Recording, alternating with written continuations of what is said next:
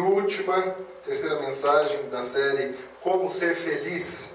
Nós estamos contentes porque vejo que muitos estão perseverando aí, dando continuidade da primeira, segunda e a terceira. Eu tenho dito que se nós pegarmos só uma dessas mensagens da série toda, nós não vamos conseguir entender essa resposta que nós queremos dar à pergunta como ser feliz. Nós conversamos aqui no dia 14 de fevereiro sobre o desafio do esvaziamento. No domingo passado nós conversamos sobre o caminho do enchimento. E hoje nós vamos conversar sobre o brilho da felicidade. E eu quero já adiantar aqui uma característica nossa, dos nossos dias, que é das redes sociais, essa dimensão de apresentar para os outros a nossa felicidade. Nós estamos num momento de redes sociais, Facebook, Instagram e tantos outros que eu não vou precisar dizer aqui, mas em que as pessoas insistem em postar, em expor apenas os lados bons da vida. Nós estamos visualizando o tempo todo na internet e nos momentos das pessoas em que apenas a felicidade aparece, ou pelo menos a aparência da felicidade.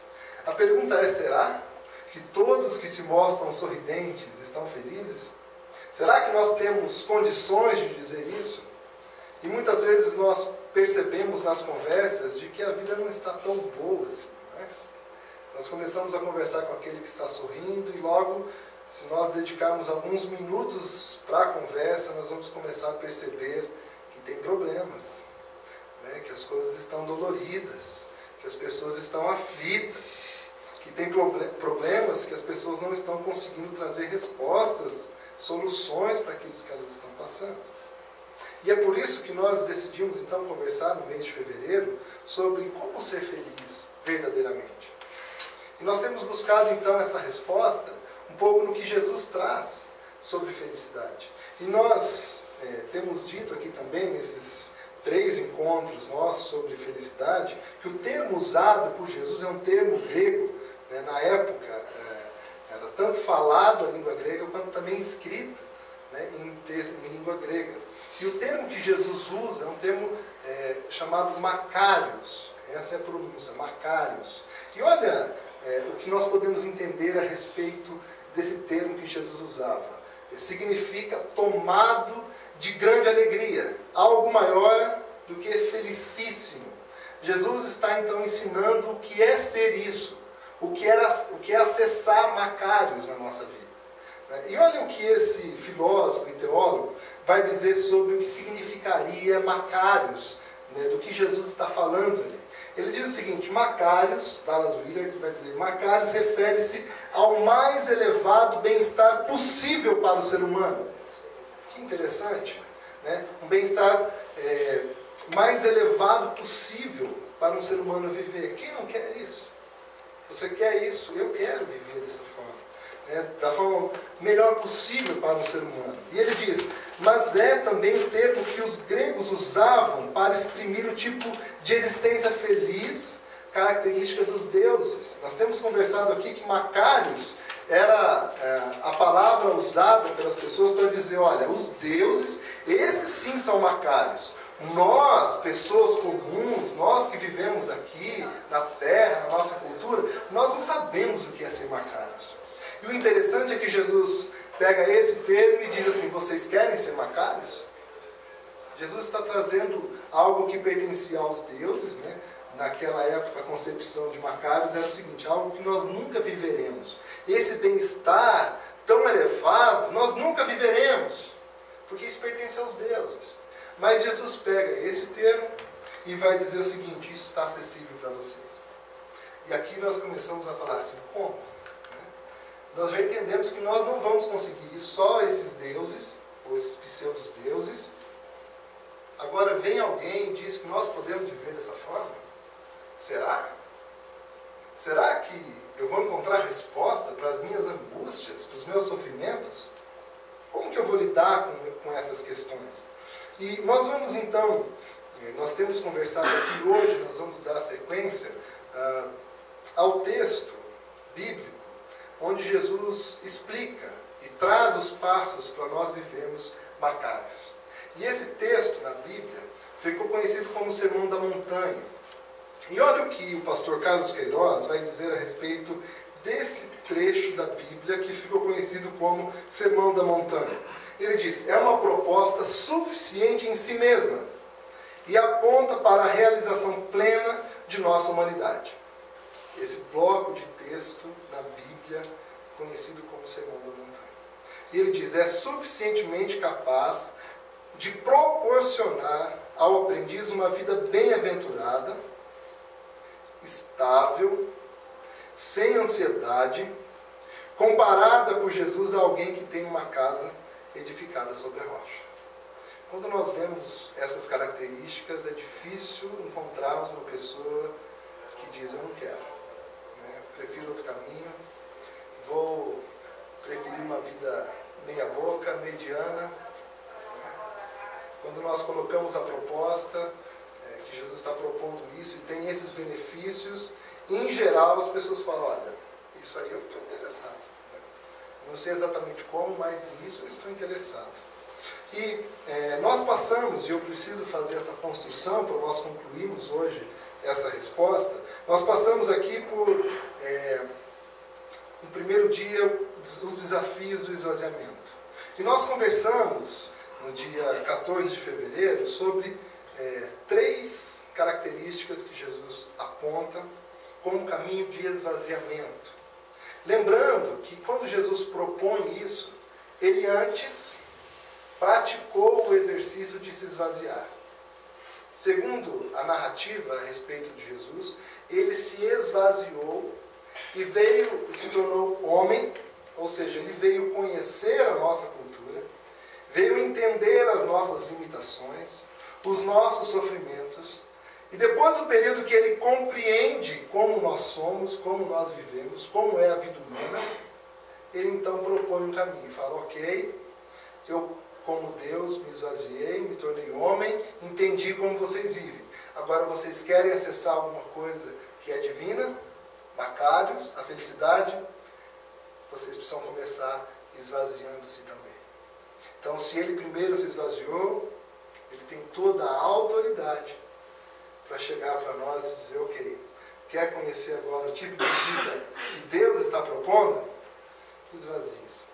Vem descobrir. Vem entrar nessa caravana, nessa jornada, nesse caminho de descobrimento. Só que cheio de si mesmo. Cheio das coisas que você acha certo. Não vai ser possível. E ele expressa isso colocando 3 tipos de felicidade, Macários, né?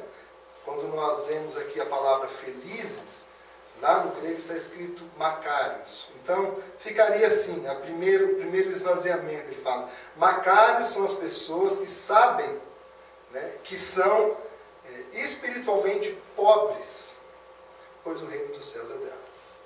Nós conversamos que espiritualmente pobre é aquele que não tem recursos nenhum sobre o seu espírito, sobre sua vida.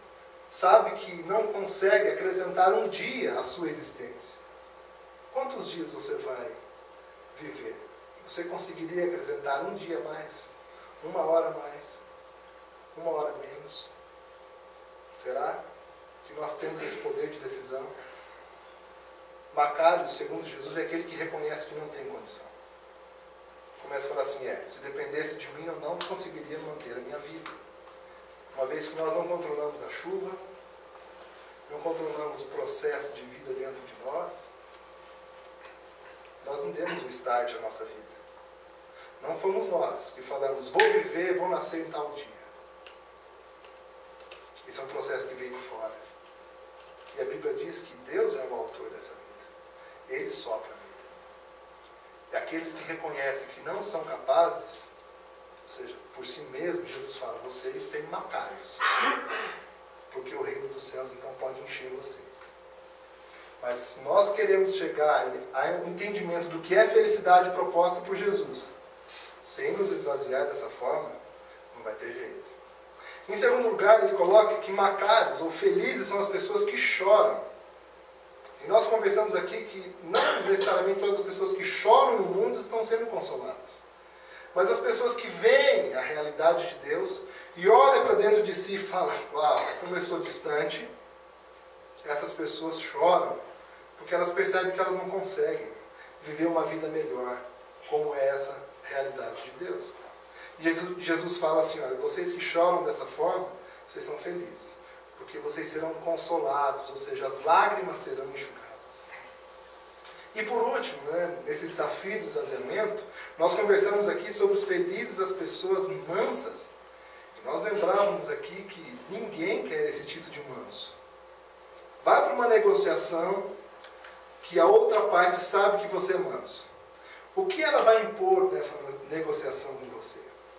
Ou seja, ela vai colocar todos os tipos de intenções para benefício próprio e você não vai reagir. Então nós evitamos esse termo mansidão. Na verdade, nós vamos para uma negociação ou para a vida muito certo do que nós queremos e lutamos com isso. Nós queremos, damos tudo de nós para alcançarmos. E Jesus está dizendo assim, olha, se vocês forem assim para a vida, acreditando que o que vocês entendem é o melhor, não vai dar. Então ele diz, felizes são os mansos, que não acreditam que o que tem de sonhos e planos é o certo e vai com tudo para realizar. Que no seu espírito, nas suas vontades, se anula para entender a vontade de Deus e não a sua própria. E ele diz, vocês são felizes. Sabe por quê? E Jesus traz uma promessa. Vocês herdarão a terra. Ou seja, quando vocês entenderem que não será pela sua força, mas pela força de Deus, vocês vão conquistar então, a felicidade. E as outras coisas também, como a terra. E depois disso, nós percebemos e falamos sobre o caminho do enchimento. E nós conversamos sobre 3 características aqui. E nós lembramos que quando nós nos esvaziamos daquela forma, pobres de espírito, chorando porque nós não conseguimos, e mansos porque nós não fazemos mais a nossa vontade, nós chegamos numa situação de escassez tão grande, que nós temos uma força de fome e sede por algo que nos preenche. E então, naturalmente, nós vamos para um caminho de enchimento. Uma vez que nós estamos vazios, completamente vazios no nosso ser, alguma coisa precisa nos encher. E aí Jesus diz, quando vocês chegam nesse vazio do ser, ele diz, felizes são vocês, que nesse estágio tem fome e sede de alguma coisa, e essa coisa se chama justiça. Nós conversamos que justiça é se tornar colado em Deus, próximos a Deus. Ou seja, se vocês vão em direção a Deus com a força de quem tem fome e sede, Jesus fala, vocês serão satisfeitos. Ou seja, uma vez vazios, nós vamos correr atrás de algo que nos preenche. E se nós direcionarmos essa nossa força para Deus, Jesus está dizendo, vocês serão satisfeitos. E aí começa esse processo de enchimento dentro da nossa vida, dentro do nosso ser, no nosso coração. Nisso que nós podemos chamar de consciência de vida. E aí nós olhamos na sequência do que Jesus está falando, do caminho de enchimento, ele vai dizer que felizes são as pessoas então misericordiosas. Uma vez que essas pessoas estão cheias de Deus, elas deixam transbordar para os outros a misericórdia. Essa satisfação que toma conta do coração extravasa pela boca, pelo falar, pelo agir. E Jesus está dizendo, vocês são felizes porque são misericordiosos, deixam que essa satisfação chegue até o outro. Se você olhar por aí as teorias sobre como ser feliz, você encontrará isso em vários livros, revistas, pesquisas. Você sempre encontrará na lista do que fazer para ser feliz o agir para o bem do outro.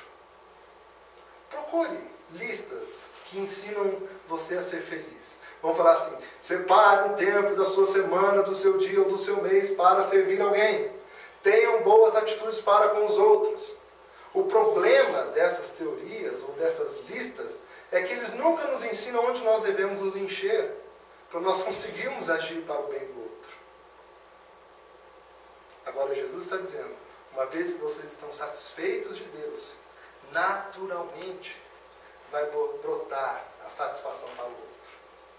E aí, o interessante de tudo isso é que Jesus disse, se vocês estão agindo assim, deixando transbordar essa misericórdia para o outro, vocês continuarão a alcançar misericórdia. Vocês continuarão num processo de enchimento, de satisfação do ser. E aí, por último, na semana passada, nós falamos o que Jesus disse sobre felizes as pessoas que têm um coração puro, porque elas verão a Deus.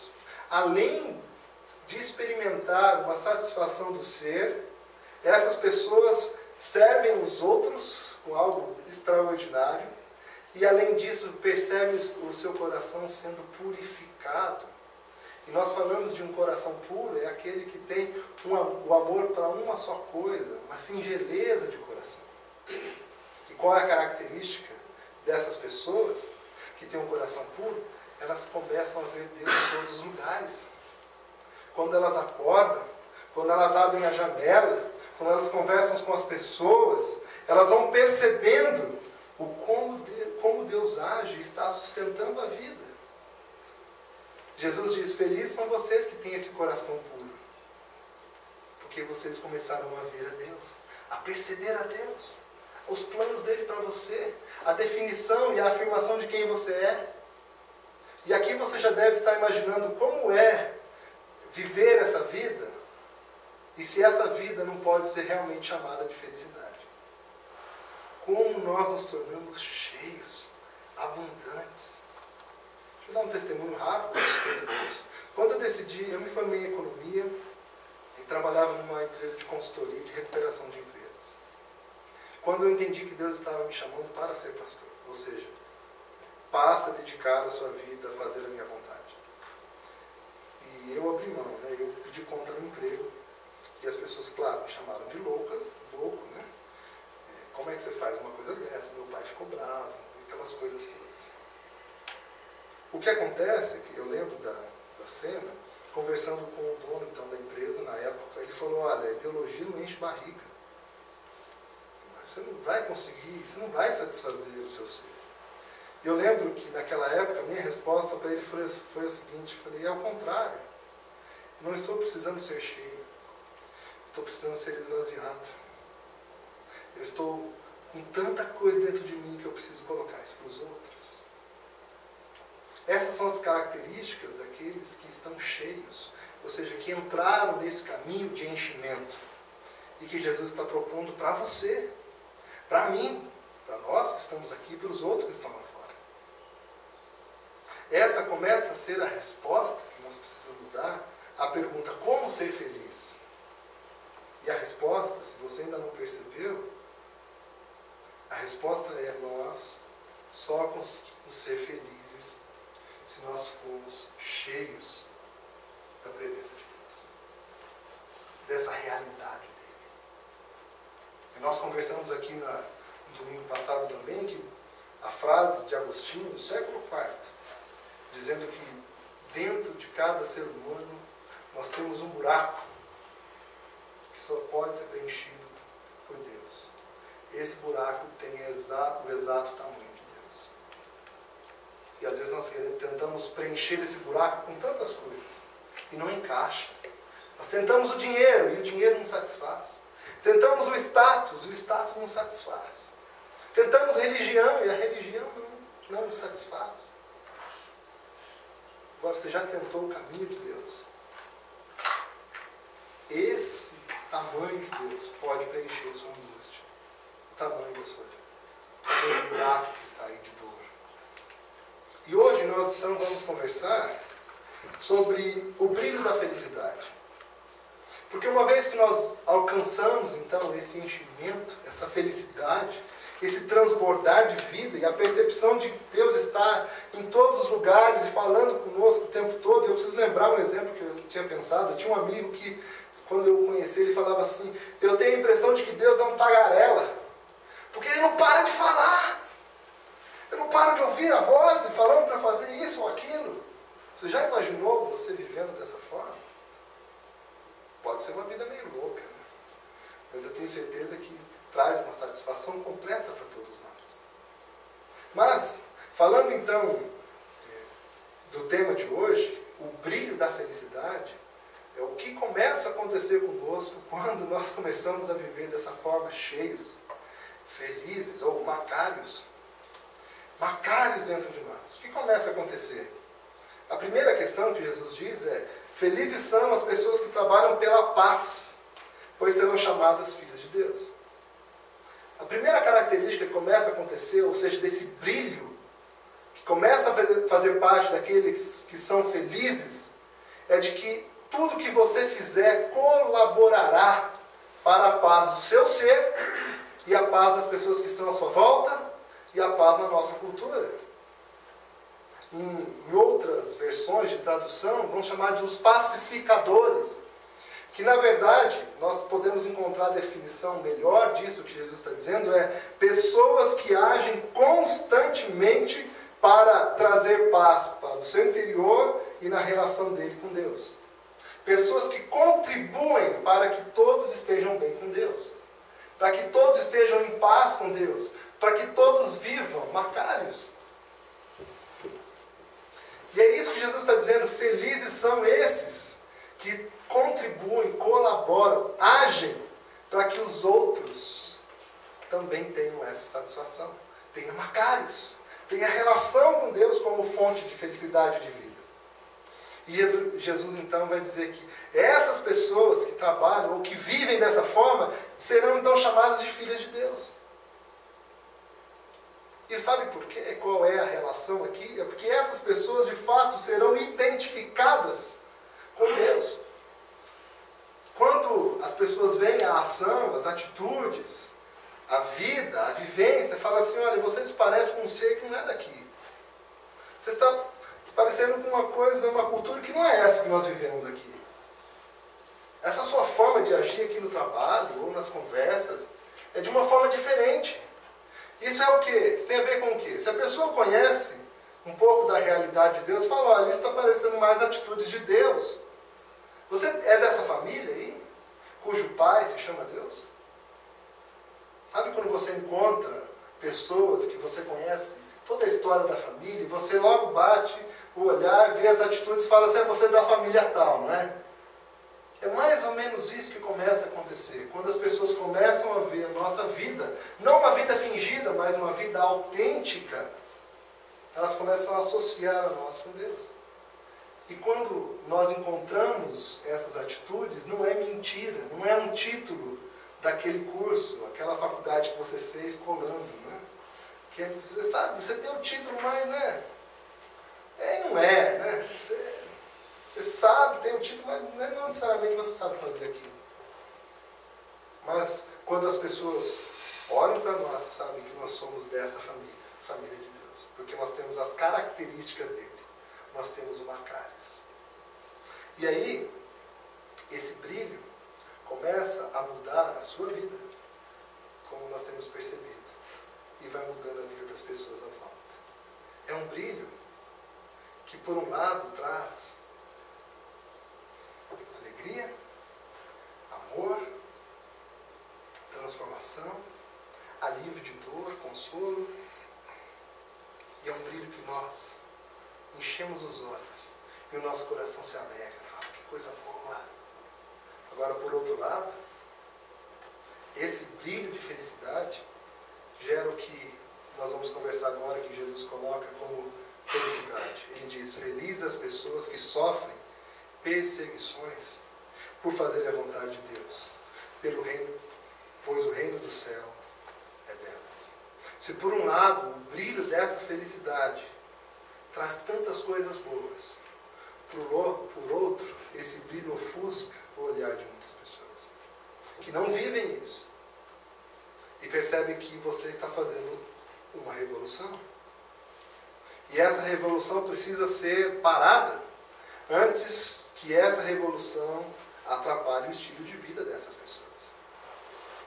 E é nesse ponto que Jesus fala: felizes são essas pessoas que começam a sofrer perseguição, ou seja, pessoas que vão tentando minar as forças e evitar que a sua felicidade se estabeleça para você e para os outros. Quando essas pessoas agem dessa forma, Jesus está dizendo: vocês são felizes, sabe por quê? Porque o reino dos céus é totalmente seu. Você alcançou o reino dos céus, você vive a dimensão de reino dos céus e nada pode tirar isso de você. Mesmo que as pessoas te persigam, você será constantemente reconhecido e dentro, pertencendo ao reino dos céus. Vocês são felizes por isso. Então, se por um lado, esse brilho de felicidade que vem da vida em Cristo traz essas benfeitorias, por outro, traz a perseguição. Foi exatamente o que aconteceu com Jesus. Por que Jesus, então, foi crucificado numa cruz? E muita gente fica perguntando, mas eu não pedi, ou dizendo, né? Eu não pedi para ele morrer por mim. O exército, quando alguém dá a vida para ir para uma guerra, essa pessoa está dando a vida para morrer pelo país. E eu não fico elogiando essas pessoas. Não fico criando religião para essas pessoas que servem no exército. Por que eu faria isso com esse que é Jesus que morreu por mim? Tantos morrem por mim. Por que será que eu deveria receber então Jesus como meu Senhor? Não sei se alguém já te perguntou isso ou se você pensa assim. O fato é que não é o fato de Jesus ter morrido naquela cruz, ou seja, dele ter dado a vida por nós. Isso tem que ser melhor explicado.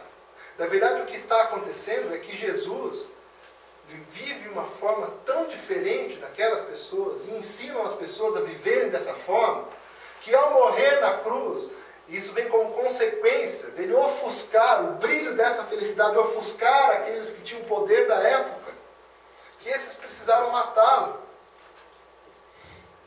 para que ele, então, parasse com essa revolução. O fato e o que Jesus realiza na cruz, sabe o que significa? Sabe o que é? O que ele realiza é que quando eles matam a Jesus, 3 dias depois ele volta.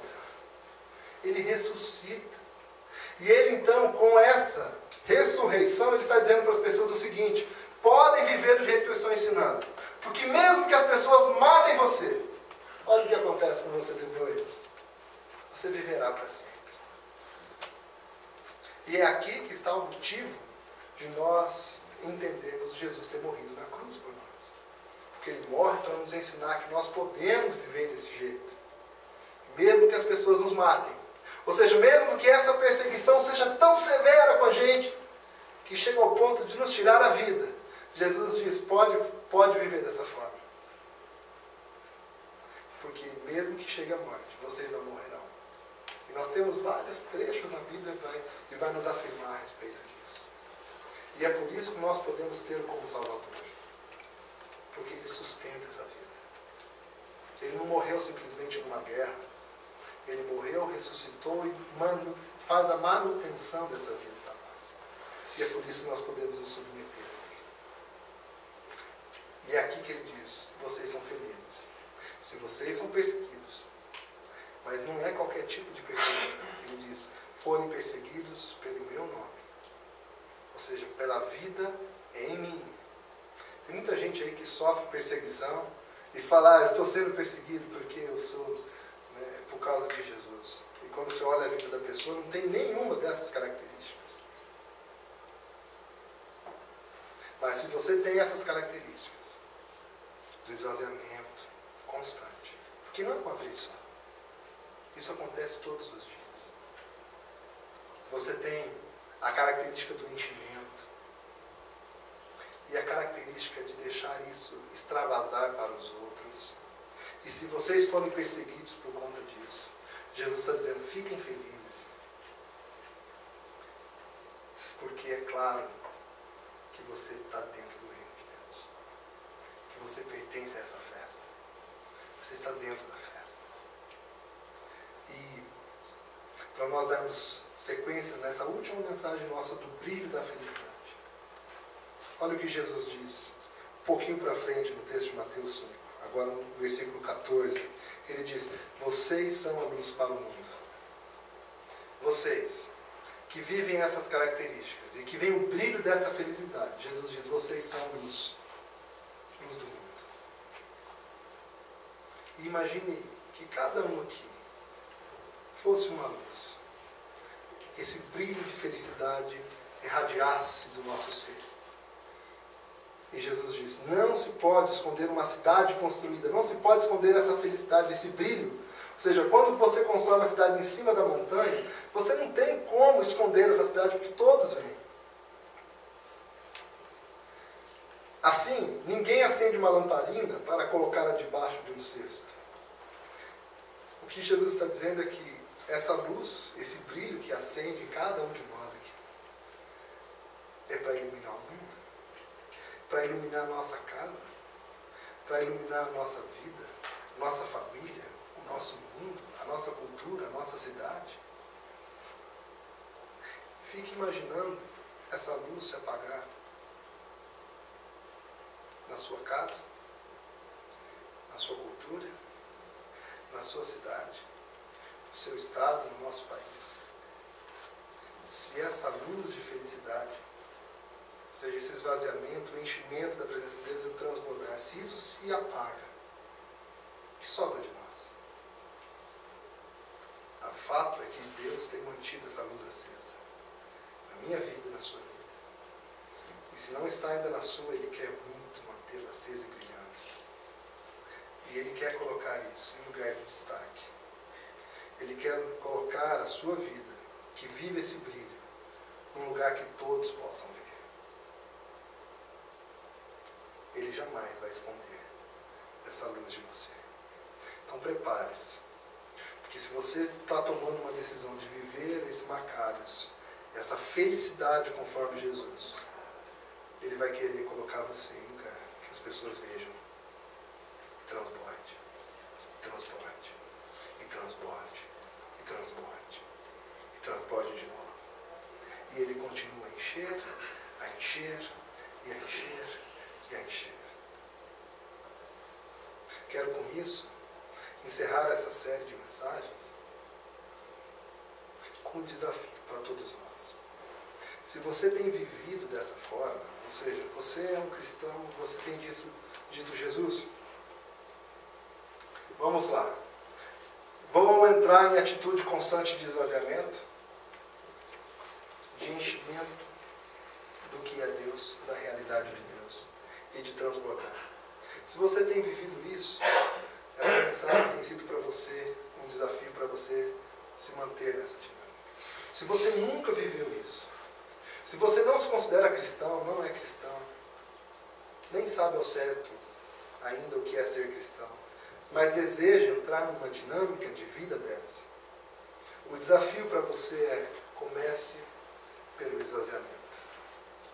Comece a dizer para esse Deus que você não quer mais a vida que você tem controlado.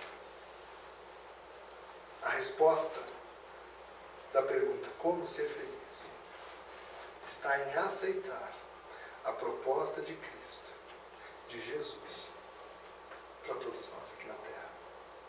Como você tem lidado com ela? Você tem dito sim? Você tem dito não? Qual tem sido a sua escolha? Porque a escolha de Deus é clara. Ele quer que você ande com essa felicidade. Que você tenha a sua jornada com essa felicidade. Como eu disse na semana passada, Ele propõe isso, mas Ele continua sendo Deus. Nós é que estamos no prejuízo. Talvez nós temos presenciado um momento crítico da nossa história, onde pessoas não entendem essa dinâmica tão rica de felicidade. E tem dito muito por aí: eu sou feliz.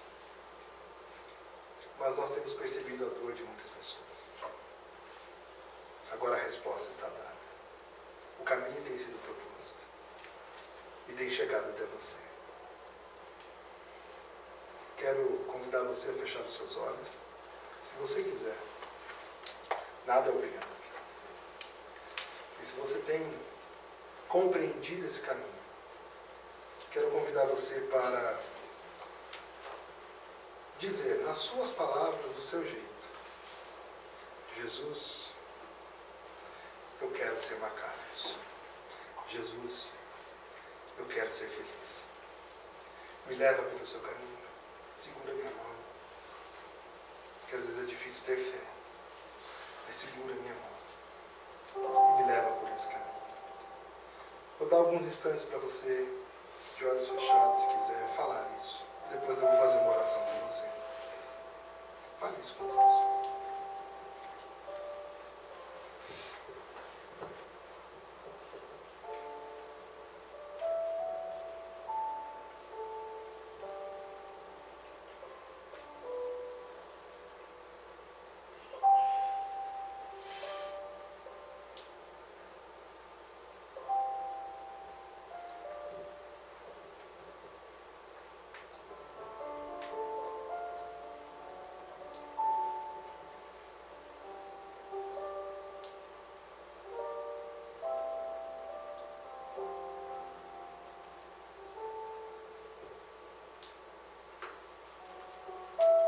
Senhor nosso Deus, nós queremos agradecer, porque a princípio parece que o caminho proposto pelo Senhor tem ficado mais claro para nós.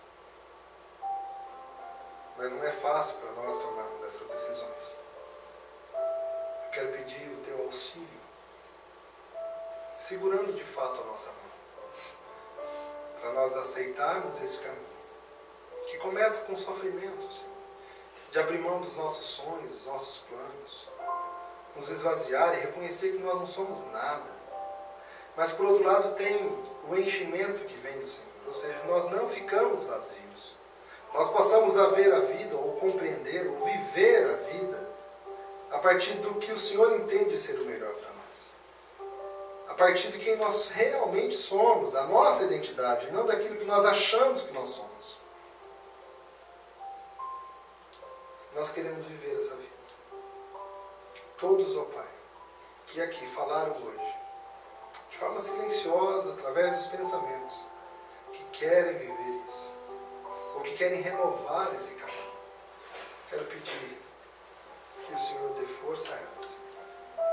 E mais que isso, quero pedir que o Senhor nos ajude a vivermos isso juntos.